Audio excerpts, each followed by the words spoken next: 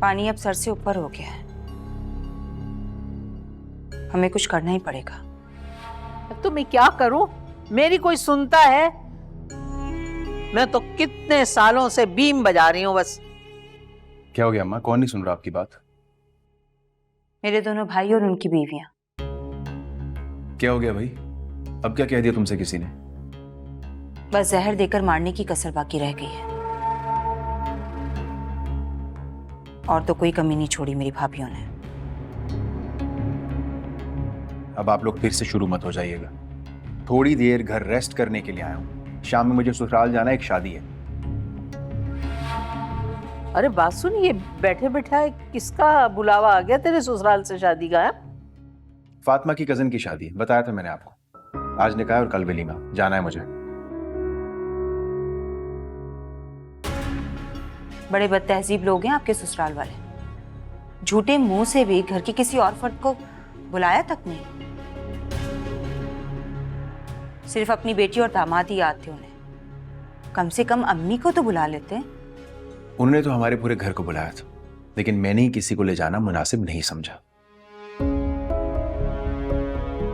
क्या? क्यों भाई? हमारे जाने में क्या कबाहत थी? अरे बंदे का दिल ही बहल जाता है, थोड़ी देर रौनक मेला, खवातीन के जेवर, नए नए कपड़े देखेंगे तो दिल बहलेगा ना भाई। वहां भी जाके आप लोगों ने लड़ना ही था, तो दुनिया को यह तमाशा दिखाने की क्या जरूरत? मेरी इज्जत खराब होती। तो हम कहाँ लड़ते हैं किसी से? हम तो नाम भी नहीं लेते। ये तो तुम्हारी बीवियां हैं जो अपनी औकात दिखाती हैं लोगों को जाके। आप लोगों को सिर्फ अपनी माँ और बहन में ही गलतियां नजर आती हैं, बाकी आपकी बीवियां तो बिल्कुल ठीक हैं। हाँ, वो मैं आपको बताना भूल गया, नोमी भाई का केस लग गया है। थोड़ी देर पहले वकील की कॉल आई थी।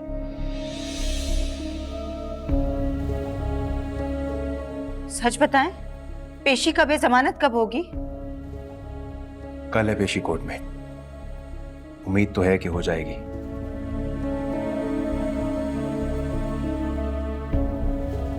और वैसे आप लोग अगर गीबतें करने की बजाय दुआएं कर लें तो ज्यादा बेहतर होगा।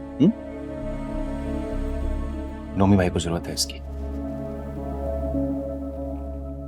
किसकी गिबत की हमने आज तक?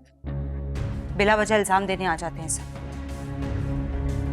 अरे छोड़ इसे, बकवास कर रहा खामखा की।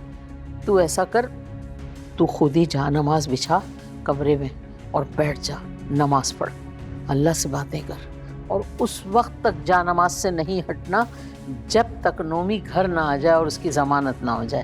हाँ?